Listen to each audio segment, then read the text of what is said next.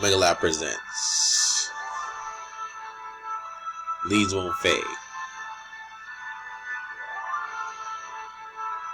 by Mr. Isaac G. Williams.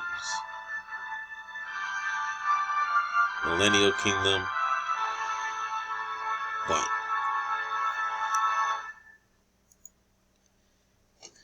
Hello everybody, this is Isaac here, and we're going to be going into another Megalab production and Leads Won't Fade project reading, and this is going to be taken from the book of Romans, and we're going to be reading from chapter 13, and if we have time we'll just jump into chapter 14. So in the previous video I showed you that there's an app that you can get.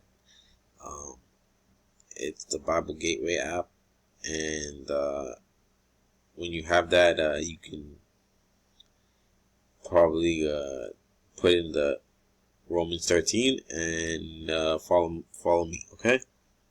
So Romans 13 reads, obeying rulers.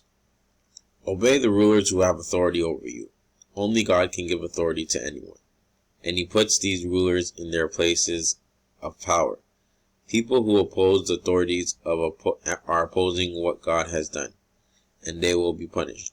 Rulers are a threat to evil people, not to good people. There is no need to be afraid of the authorities. Just do right, and they will praise you for it. After all, they are God's servants, and it is their duty to help you. If you do something wrong, you ought to be afraid, because these rulers have the right to punish you. They are God's servants who punish criminals to show how angry God is. But you should obey rulers because you know it is the right thing to do, and not just because of God's anger. You must also pay your taxes. The authorities are God's servants, and in their duty to take care of these matters. Pay all that you owe, whether it is taxes and fees or respect and honor. So that's the first 6 verses, and we're going to read on to verse 14. So love. Let love be your only debt.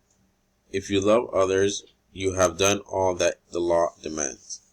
In the law, there are many commands, such as be faithful in marriage, do not murder, do not steal, do not want what belongs to others. But all of these are summed up in the command that says, love others as much as you love yourself. No one who loves others will harm them. So love is all that the law demands. The day when Christ returns. You know what sort of time we live in, and so you should live properly. It is time to wake up. You know that the day when we will be saved is nearer now than when we first put our faith in the Lord. Night is almost over, and day will soon appear. We must stop behaving as people do in the dark and be ready to live in the light. So behave properly as people do in the day.